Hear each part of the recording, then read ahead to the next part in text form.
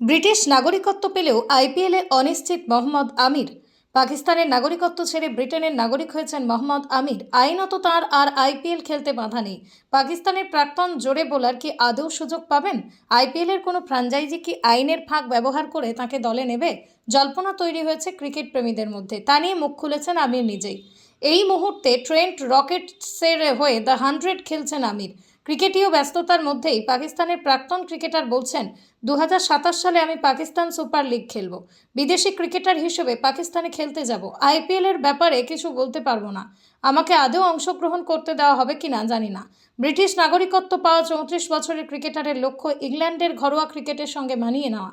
সাদা বলের ক্রিকেটেই তার মূল লক্ষ্য। নটিংহ্যামশায়ারের হয়ে টি20 ব্লাস্টে খেলেছেন স্থানীয় ক্রিকেটার হিসেবে। পাকিস্তানের প্রাক্তন বাঁহাতি জুড়ি বোলারের স্ত্রী নার্জিস খান ব্রিটিশ নাগরিক। সেই সূত্রেই ব্রিটেনের নাগরিকত্ব পেয়েছেন আমির।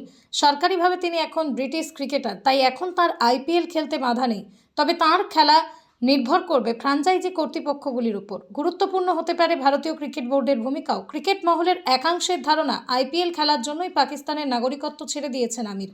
2008 সালে মুম্বাই হামলার পর আইপিএলে পাকিস্তানের ক্রিকেটারদের নিষিদ্ধ করেছে বিসিসিআই। আমির এখন আর সরকারিভাবে পাকিস্তানের না হয় তার ক্ষেত্রেই নিষেধাজ্ঞা খাটবে না। 2024 সালের টি20 বিশ্বকাপের পর আন্তর্জাতিক ক্রিকেট থেকে অবসর নেন আমির। পাকিস্তানের হয়ে 36টি টেস্ট, 61টি একদিনের ম্যাচ, 62টি টি20 ম্যাচ খেলেছেন আমির। বিভিন্ন দেশের ফ্র্যাঞ্চাইজি লিগে খেলার অভিজ্ঞতা রয়েছে তাঁর।